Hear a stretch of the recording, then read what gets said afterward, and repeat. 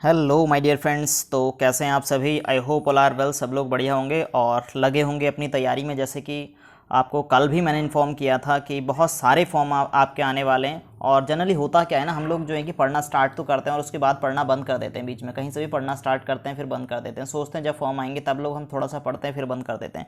लेकिन फिर से मैं थोड़ा टाइम जरूर लूँगा, 2 मिनट का आपका टाइम लूँगा। लेकिन बहुत इंपॉर्टेंट बात है जो आपको समझनी चाहिए कि एक बार हमें कोशिश ये करनी चाहिए कि हम पूरा सिलेबस कवर करें। उसके बाद हम किसी भी एग्ज़ाम में बैठते हैं तो हम एक कॉन्फिडेंस हमारे अंदर होता है और इजीली हम एग्ज़ाम को क्रैक करते हैं। हमें एक मोटिवेशन मिलता है। अगर हम कहीं पास भी पहुंचते हैं एग्ज़ाम के तो भी हमें एक मोटिवेशन होता है। भले हम फेल हो जाएं आधे नंबर, 1 नंबर, 2 नंबर से, लेकिन कम से कम ये तो रहता है कि यार हम यहाँ तक पहुँचें, अगली बार थोड़ा और मेहनत करेंगे उसको क्वालिफाई कर जाएंगे। लेकिन हम एफर्ट ही नहीं लगाते हैं, कोशिश ही नहीं करते हैं। तो कहीं ना कहीं हमें इस एफर्ट को लगाने की ज़रूरत है। तो इसी एफर्ट को कंटिन्यू करने के लिए, आपका मोटिवेशन बढ़ाने के लिए मैं एक ऐसी बुक का आपके लिए सीरीज़ लेकर के आया हूँ जो कि जानी मानी बुक है। दृष्टि पब्लिकेशन की आपकी बुक है, दृष्टि पब्लिकेशन का सामान्य ज्ञान। जिस तरीके से आपका लूसेंट है, बिल्कुल लूसेंट का ही तोड़ है ये, लूसेंट का ही एक सब्स्टिट्यूट आप इसको मान सकते हैं। लूसेंट आपका दृष्टि और लूसेंट, आप जानते हैं दृष्टि के नाम को, जो है कि मैं ये नहीं कह रहा हूँ कि लूसेंट कम है, लेकिन दृष्टि अपने आप में एक जाना माना नाम है। तो इस बुक को हम, इस बुक के अंदर पूरा जीएस आपका, जो कि आपके सभी एग्ज़ाम्स के लिए मोस्ट इंपॉर्टेंट है। आप चाहे यूकेपीएससी दे रहे हैं, यूकेपीसीएस दे रहे हैं, आप कोई भी एग्ज़ाम दे रहे हैं, यूकेपीसीएस, यूपीपीसीएस, जो भी आप कोई सा भी पीसीएस दे रहे हैं, कोई सा भी स्टेट लेवल का एग्ज़ाम दे रहे हैं, सेंटर लेवल का एग्ज़ाम दे रहे हैं, या फिर आप जो है कि कोई भी ग्रुप सी डी कोई भी एग्ज़ाम दे रहे हैं, बैंकिंग का, एसएससी का, टीचिंग का, कोई भी एग्ज़ाम आप दें, हर जगह आपका जीएस पूछा जाता है। और जीएस के लिए मोस्ट इंपॉर्टेंट सीरीज़ ये आपकी होने वाली है।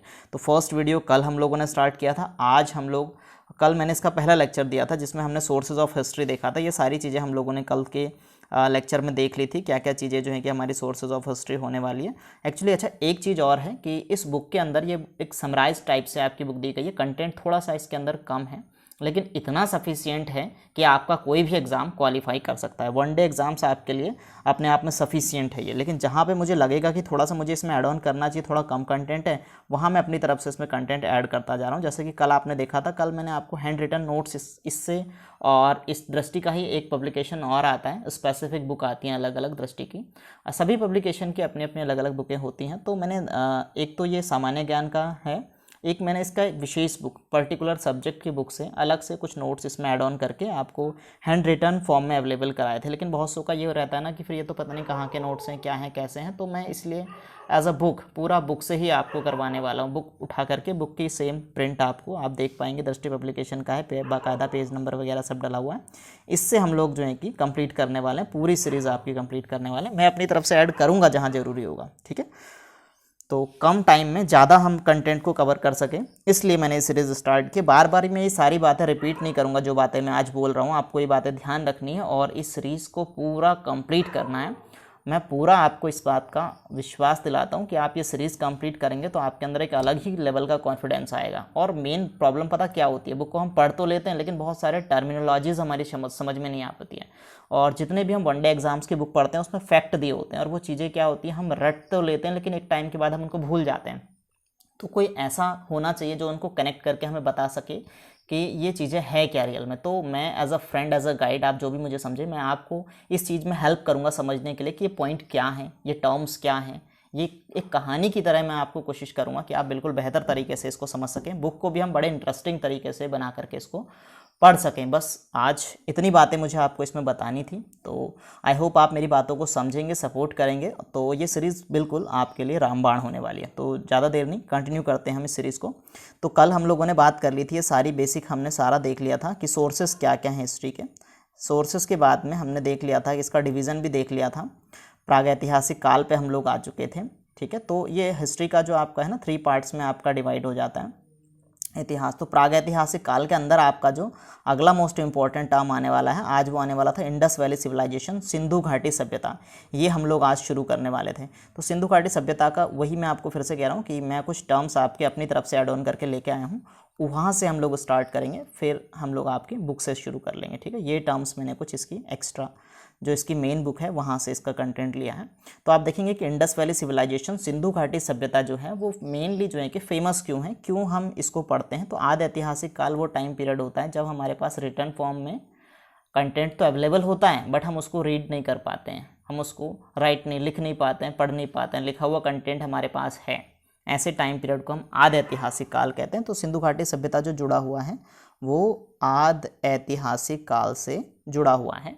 पहले तो आपको ये बात समझ लेनी है, ये आद ऐतिहासिक काल से संबंधित टाइम पीरियड है। ठीक हो गया। इसके बाद जो दूसरी इंपॉर्टेंट बात समझने वाली ये है कि भैया हम इसको पढ़ क्यों रहे, भाई इतिहास को हम पढ़ क्यों रहे हैं। जैसे मैंने इंट्रोडक्शन क्लास में आपको बताया था कि इतिहास क्या है।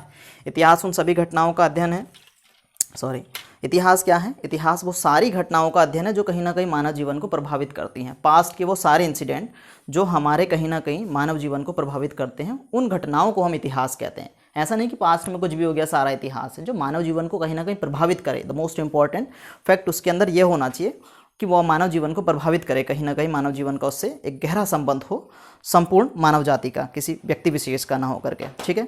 और साथ ही साथ दूसरा इंपॉर्टेंट उसका एक क्रॉनिकल ऑर्डर हो। तो भैया ये क्रॉनिकल ऑर्डर के साथ साथ एक ऐसी घटना थी, सिंधु घाटी सभ्यता एक ऐसी सभ्यता थी जिसने आज भी हमको बड़ा चकित कर रखा है कि भैया इतने साल पहले की सभ्यता, इतनी पुरानी सभ्यता और इतनी डेवलप्ड, यानी कि एक ये क्या है, नगरीय सभ्यता है।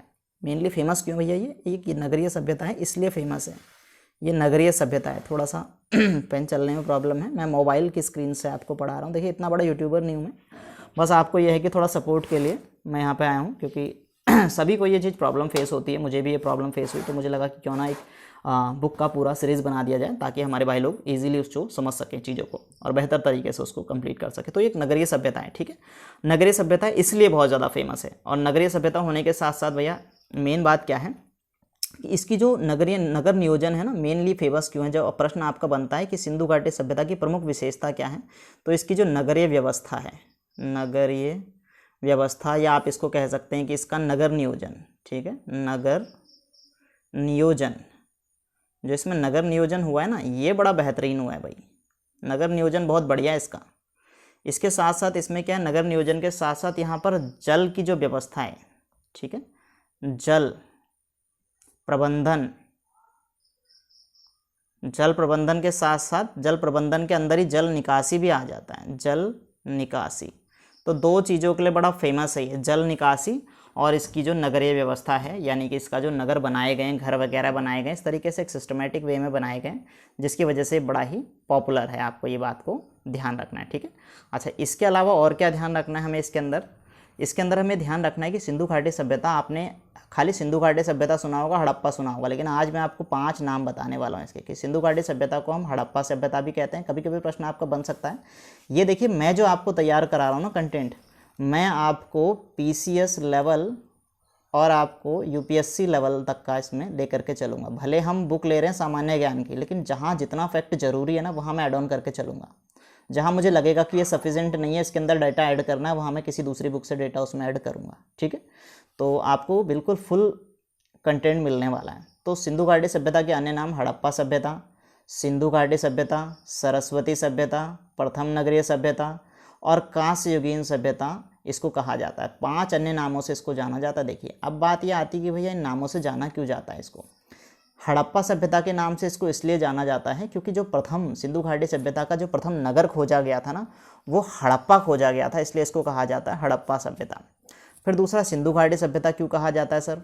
तो सिंधु घाटी सभ्यता इसलिए कहा जाता है क्योंकि ये जो सभ्यता डेवलप हुई है, ये सभ्यता जो पाई गई है, ये सिंधु और उसकी सहायक नदियों के आसपास पाई गई है, इसलिए इसको सिंधु घाटी सभ्यता के नाम से जाना जाता है। फिर सरस्वती सभ्यता आपने पहली बार सुना होगा, लेकिन मोस्ट इम्पॉर्टेंट बात है कि सरस्वती नदी जो आज विलुप्त हो चुकी है, वो कभी सिंधु और गंगा के बीच में बहा करती थी, और बहुत ज़्यादा, इसमें लगभग 1100 स्थल केवल सरस्वती नदी के किनारे पाए गए हैं। 1100 स्थल, लगभग 1100 स्थलों की खोज की गई है, इसलिए इसको सरस्वती सभ्यता भी कहा जाता है। आज ये विलुप्त हो चुकी है। आज सिंधु हम देख रहे हैं, गंगा हम देख रहे हैं, लेकिन मेनली सिंधु और गंगा के बीच में सरस्वती भी हुआ करती थी। तो ध्यान देंगे, सरस्वती सभ्यता इसलिए कहा जाता है इसको, 1100 साक्ष्य इसके मिले हैं। फिर प्रथम नगरीय सभ्यता इसको इसलिए कहा जाता है क्योंकि इससे पहले ऐसी कोई भी सभ्यता नहीं देखी गई जहाँ पर इस तरीके की नगरीय व्यवस्था हो। कंटेम्प्रेरी एट दैट टाइम जो आपकी सभ्यता देख रहे हैं आप, जिस प्रकार से नगर नियोजन आज है, भले वो टेक्नोलॉजी नहीं थी, लेकिन नगरीय व्यवस्था आज से भी बेहतर थी। ग्रिड पैटर्न पे मकान बनते थे, यहाँ पे ग्रिड पैटर्न, ऐसे ग्रिड में, मतलब समझ लो आपकी ये आपके जो ये बिल्कुल पैटर्न के हिसाब से मकान बनते थे, इसको बोलते हैं ग्रिड पैटर्न। ग्रिड पैटर्न पे मकान बनते थे, ऐसे नहीं कि कहीं भी उठा करके बना दिया आड़े तिरछे इधर उधर को, कहीं नहीं, सब बिल्कुल एक सीक्वेंस के साथ अंदर की तरफ को, सड़क की तरफ को भी दरवाजे नहीं खुलते थे इनके, जैसे हमारे क्या है सड़क की तरफ दरवाजा खोल देते ना, सड़क की तरफ कोई दरवाज़ा नहीं। अब इसका कुछ भी रीज़न हो सकता है। अब ये इतिहास क्या है कि ऐसी घटना है ना कि मतलब जो हमारे को साक्ष्य मिले, हमारे पास जो साक्ष्य उपलब्ध हैं, हम उसी के अकॉर्डिंग एक वो लगाते हैं, एक आइडिया लगाते हैं, जनरल आइडिया कि मे भी शायद ऐसा हुआ होगा। और सिंधु घाटी सभ्यता के बारे में तो सारा आइडिया है, जो हमारे पास साक्ष्य उपलब्ध है ना, उन्हीं के आधार पर बस एक आइडिया है, जनरल आइडिया। अगर इसकी स्क्रिप्ट जो है ये पढ़ ली जाए ना, आज अभी इस पर रिसर्च चल रही है, अगर इसको हम पढ़ लेंगे तो सारी किताबें बदलनी पड़ेगी इतिहास की, उसके बाद मे भी हो सकता है किताबें बदलनी पड़ जाएँ, क्योंकि क्या पता ये सभ्यता क्या कहना चाह रही थी, और हम तो अपने हिसाब से जो हमें साक्ष्य मिले हैं उसके हिसाब से हम बात करते हैं कि ऐसा ऐसा हुआ होगा। तो जो साक्ष्य मिले हैं उसी के हिसाब से मैं भी बात कर रहा हूँ। तो ये जो नगरों के जो घरों के दरवाजे खुलते थे, सड़क की तरफ नहीं खुलते थे, ये अंदर को खुलते थे, जैसे हमारे यहाँ बाहर खुलते हैं ना, इनके अंदर को खुलते थे, गली से अंदर को दरवाजे खुलते हैं, गली की तरफ को, बाहर को नहीं खुलते इनके दरवाजे।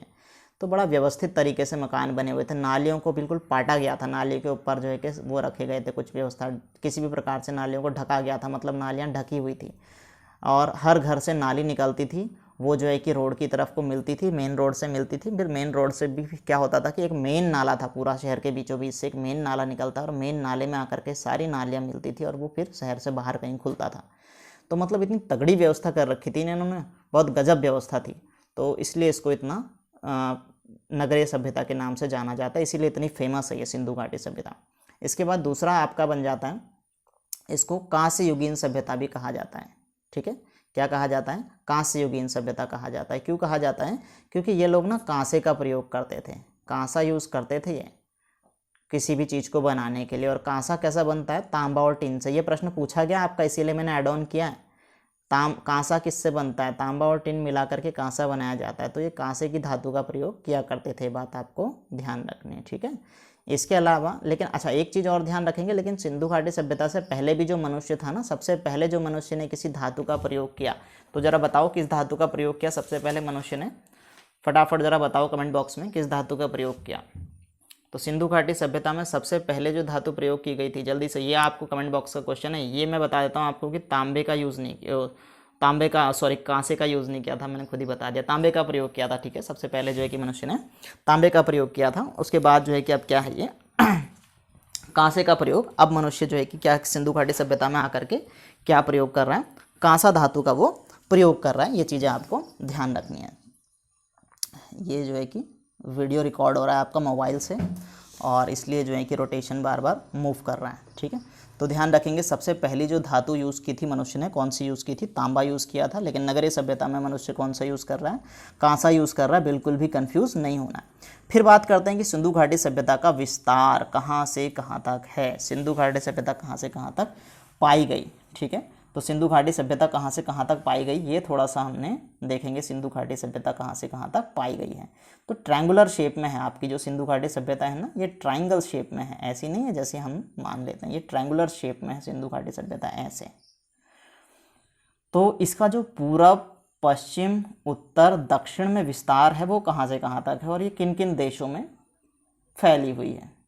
क्योंकि वो तो नदी है भाई, वो तो ऐसा है नहीं कि ना यहाँ पे या दूसरा देश आ गया यहाँ से जो है कि टर्न मार लो, हमें इसी एक ही देश में बहना है। नदी तो एक प्रवाह है, जहाँ तहाँ बहती रहेगी, उसको आप रोक नहीं सकते नदी की धारा को।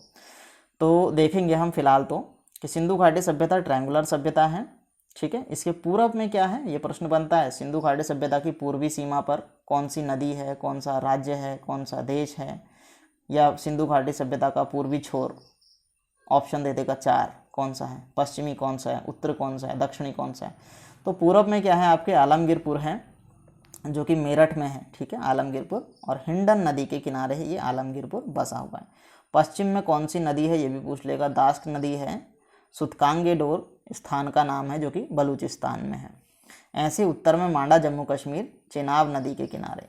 दक्षिण में आपका दैमाबाद महाराष्ट्र और प्रवरा नदी के किनारे, और प्रवरा है गोदावरी की सहायक। तो आपको दोनों नदियाँ मिल सकती है, प्रवरा या गोदावरी, कन्फ्यूज़ नहीं होना, दोनों सही है। ठीक है, अब बात करते हैं कि भैया ये कहाँ से कहाँ तक फैली हुई है सिंधु घाटी सभ्यता जो है आपकी मेनली, और छोटे मोटे स्थान कहीं भी मिल जाएंगे, लेकिन मेन ये 3 हैं, अफ़गानिस्तान, पाकिस्तान, भारत।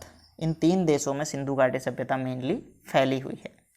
आप देखेंगे ना, सिंधु नदी देखेंगे आप, जब इंडिया का मैप देखेंगे आप, इंडिया का अगर मैप आप देखेंगे तो इंडिया के मैप में अब हाथ से तो ऐसे बन पाना पॉसिबल नहीं है।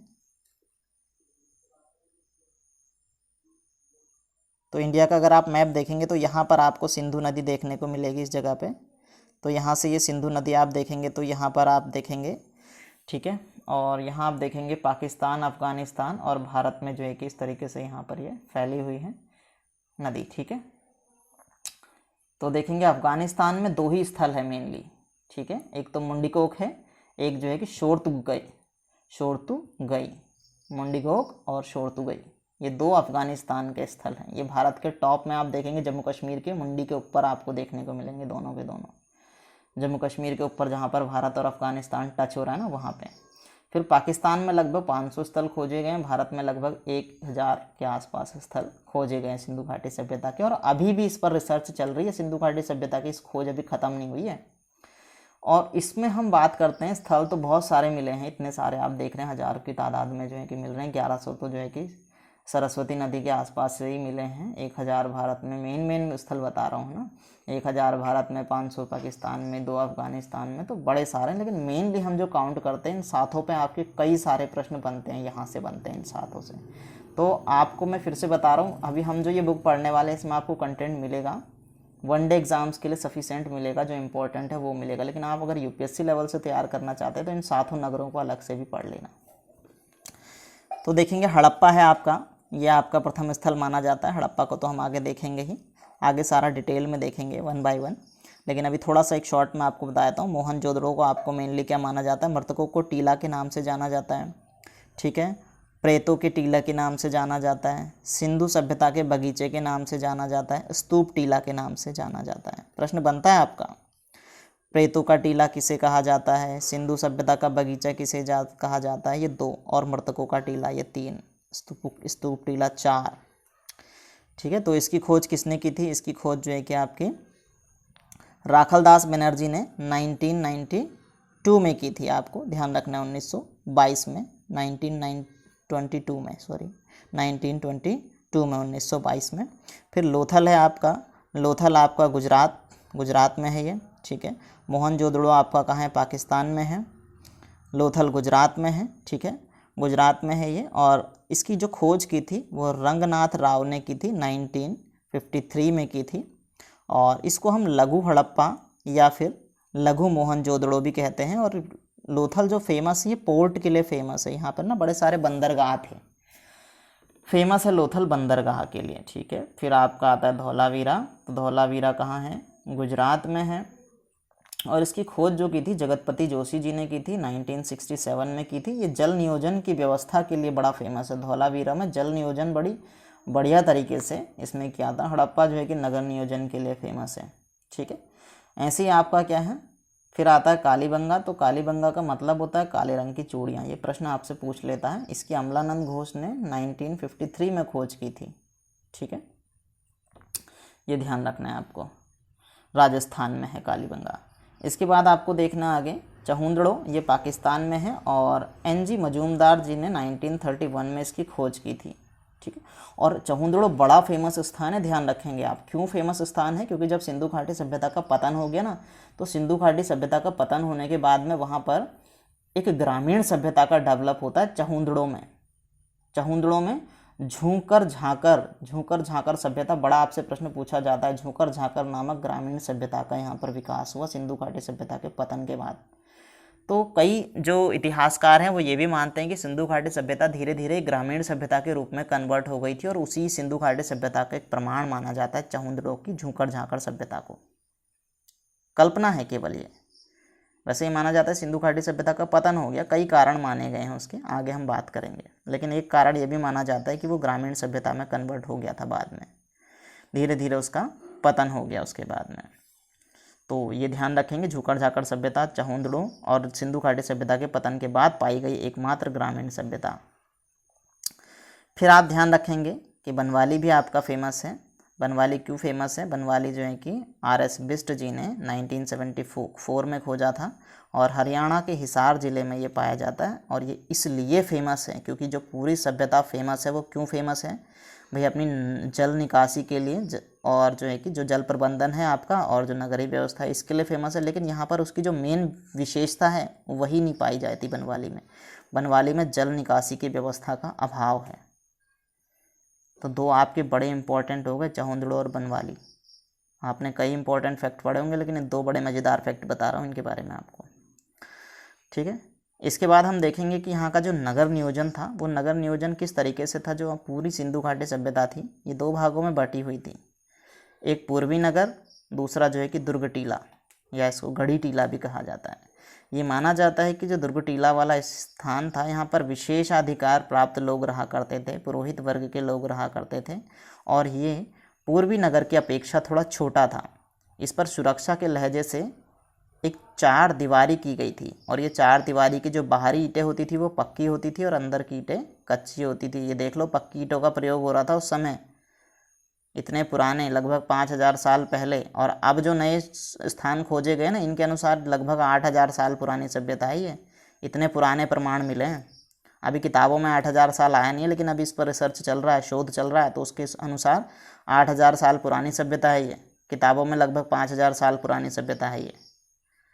लेकिन अब ये लगा लो 8000 साल पहले लोगों को ईंटों का ज्ञान था, तो भाई सोचने वाली बात है। इसीलिए आज हम इसको पढ़ रहे हैं, ठीक है।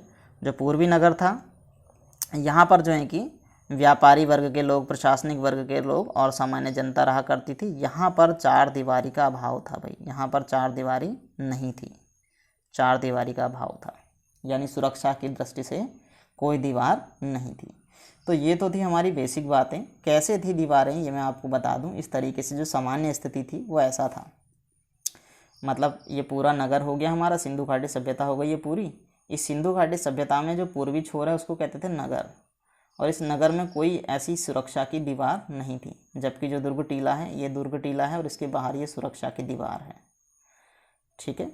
इसको हम कहते हैं पूर्वी टीला, इसको कहते हैं पश्चिमी टीला। तो पश्चिमी टीले को दुर्ग या गढ़ी कहा जाता था, पूर्वी टीले को नगर कहा जाता था। ऐसा भी प्रश्न आपसे पूछ सकता है, ये पूर्वी टीले को क्या कहा जाता था। पूर्वी टीले को नगर कहा जाता था, पश्चिमी टीले को दुर्ग टीला या फिर गढ़ी कहा जाता था। पूर्वी टीले में कोई सुरक्षा की दीवार नहीं थी। इन पॉइंटों को लिख लेना पॉज करके, पॉज करेंगे, जो जो मैं बोल रहा हूँ पॉइंट उन्हें लिखते जाएंगे, ठीक है। और जो पश्चिमी टीला है, पश्चिमी टीला छोटा होता था और इस पर सुरक्षा की दृष्टि से एक दीवार बनाई गई थी। इस दीवार की बाहरी ईंटें पक्की थी, ठीक है, बाहरी ईंटें पक्की हैं, पक्की ईंटें। और जो इसके अंदर का हिस्सा है, दीवार के अंदर का पोर्शन, यहाँ पर होती थी कच्ची ईंटें, ठीक है, कच्ची ईंटों का प्रयोग होता था। हाथ से लिख रहा हूँ भाई, राइटिंग गंदी आएगी, ठीक है। हाथ से मोबाइल स्क्रीन पे चल रहा है तो गंदी राइटिंग होना लाजमी है। तो लोथल और सुटकोटडा ये अपवाद हैं भैया। लोथल और सुटकोटडा में दोनों में सुरक्षा दीवार थी, नगर में भी और दुर्ग में भी, दोनों एक ही सुरक्षा दीवार के अंदर थे। पॉइंट लिख लो, लोथल और सुरकोटडा में दुर्ग टीला और नगर यानी कि पूर्वी टीला और पश्चिमी टीला दोनों एक ही सुरक्षा दीवार के अंदर थे। फिर तीसरा, ये तो सामान्य स्थिति थी। 1 2 3 अपवाद हैं इसमें। पहला अपवाद लोथल और सुरकोटडा है, जहाँ पर एक ही दीवार के अंदर है। चनहुदड़ों में और अजीबोगरीब बात है, चहुंदड़ों में ना तो नगर में कोई दीवार है ना दुर्ग टीले में कोई दीवार है, किसी भी प्रकार की कोई सुरक्षा दीवार नहीं है। और धौलावीरा उससे मज़ेदार। अब तक हमने जो सामान्य स्थिति थी उसमें नगर और दुर्ग देखा, लेकिन धौलावीरा एक ऐसा स्थान है जहाँ पर आपको एक और हिस्सा मिलेगा। यहाँ सिंधु घाटी सभ्यता के 3 हिस्से हैं, नगर है, दुर्ग है और बीच में है मध्यमा, ठीक है, ये है। फिर एक बात इम्पोर्टेंट और आ जाती है कि जो आपकी सिंधु घाटी सभ्यता थी, इस सिंधु घाटी सभ्यता के साथ साथ और 3 सभ्यताएं पनप रही थी। इनको हम कंटेम्परेरी सिविलाइजेशन कह सकते हैं, सिंधु घाटी सभ्यता की समकालीन सभ्यताएं, ठीक है। लेकिन जो चाइना की सभ्यता थी इससे हमारा इतना कनेक्शन नहीं था। हुआंग हो सिविलाइजेशन है ये, हुआंग हो वैली की सिविलाइजेशन। चाइना की सिविलाइजेशन हमसे थोड़ी दूर थी, तो यहाँ से हमारा कनेक्शन नहीं था, ठीक है। तो मेनली हम बात करते हैं जो हड़प्पा सभ्यता की। वैसे ध्यान रखेंगे 3 इसकी मेन समकालीन सभ्यता मानी जाती है। चाइना की हुआंग हो वैली सिविलाइजेशन, ठीक है। मेसोपोटामिया की टिग्रिस और यूफ्रेटस और टिग्रिस 2 नदियां हैं, इनके बीच में ये सभ्यता पाई गई, मेसोपोटामिया की सभ्यता। और इजिप्ट की नील नदी घाटी सभ्यता, ये तीनों इंडस वैली सिविलाइजेशन के समकालीन हैं। लेकिन क्योंकि चाइना से हमारा इतना कनेक्शन नहीं था, मेसोपोटामिया से और इजिप्ट से तो हमारा इंटरनेशनल व्यापार भी चलता था भाई। मज़े की बात, यहाँ पर इंटरनेशनल व्यापार चला करता था, अंतर्राष्ट्रीय व्यापार होता था 8000 साल पहले। मैं 8000 साल इसलिए बोल रहा हूँ क्योंकि नई शोध के अनुसार जो साक्ष्य मिले हैं उनके अनुसार ये सभ्यता लगभग 8000 साल पुरानी है, लेकिन किताबों के अनुसार लगभग 5000 साल पुरानी है। हमें एग्ज़ाम देना है, किताबों में लगभग 5000 साल आपको मिलेगा।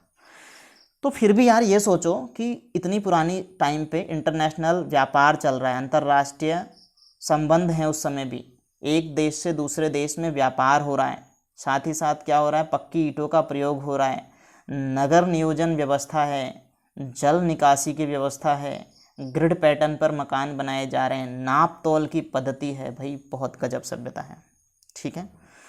तो हाँ, ये आप ध्यान रखेंगे, ये मेनली आपका प्रश्न बनेगा ये दोनों के लिए, और ये भी आ जाएगा तो कंफ्यूज नहीं होना, मैं एडिशनल आपको बता रहा हूँ, ठीक है। चलिए, इतनी बातें तो थी भाई जो मेरी तरफ से इसमें ऐड ऑन की गई थी, ठीक है। अच्छा, एक पॉइंट थोड़ा सा और देख लेंगे, नदी तट पर स्थित कौन कौन से स्थल हैं, कहाँ कहाँ ये स्थल बसे हुए हैं, किस नदी के किनारे बसे हुए हैं, ये भी प्रश्न आपसे पूछ लेते हैं।